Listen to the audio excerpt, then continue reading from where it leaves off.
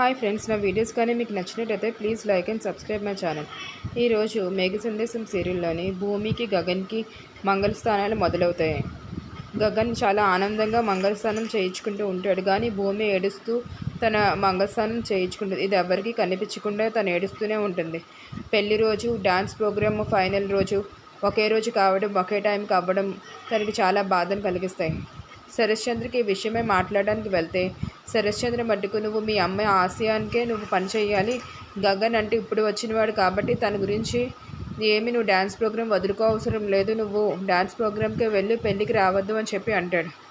భూమి అయోమయంలో పడిపోతుంది. ఏంటి ఇలా అంటున్నారు మా నాన్న అని చెప్పి తనకి ఏం చేయాలో అర్థం కాక అలా బాధపడుతూనే ఉంటుంది. ఇక్కడ చూస్తే కేపీ శారద కాల్ చేసి, నేను నా కొడుకు మంగళస్థానంలో ఎలాగో చూడలేను, అదృష్టము లేదు, అవకాశము లేదు, కాబట్టి వీడియో కాల్లో నాకు వాడి ఆనందాన్ని చూపించు అని అంటాడు కేపీ. అప్పుడు శారద వీడియో కాల్లో గగన్ మంగళస్థానాన్ని అంతా చూపిస్తూ ఉంటుంది. అప్పుడు గగన్ చాలా ఆనందపడుతూ ఉండడం చూసి కేపీ ఒక్కసారిగా ఏడుస్తూ ఉంటాడు. అదంతా తను కళ్ళ ముందు జరగట్లేదని చెప్పి. ఇక్కడ చూస్తే అపూర్వ మీరాకి ఎక్కిస్తుంది. ఏమని అంటే, ఇప్పుడే కేపీ శారద ఇంటికి తెగ వెళ్ళి వస్తున్నాడు, అదే పెళ్ళి అయిపోతే ఇంక అక్కడికే వెళ్ళిపోతాడు, మా మీద భయం ఉన్నా సరే తను ఇలా చేస్తున్నాడంటే చూసుకో నువ్వే, పెళ్ళైన తర్వాత పూర్తిగా అక్కడికే వెళ్ళిపోతాడు అనేసరికి మీరాకు ఒక్కసారిగా భయం పట్టుకుంటుంది.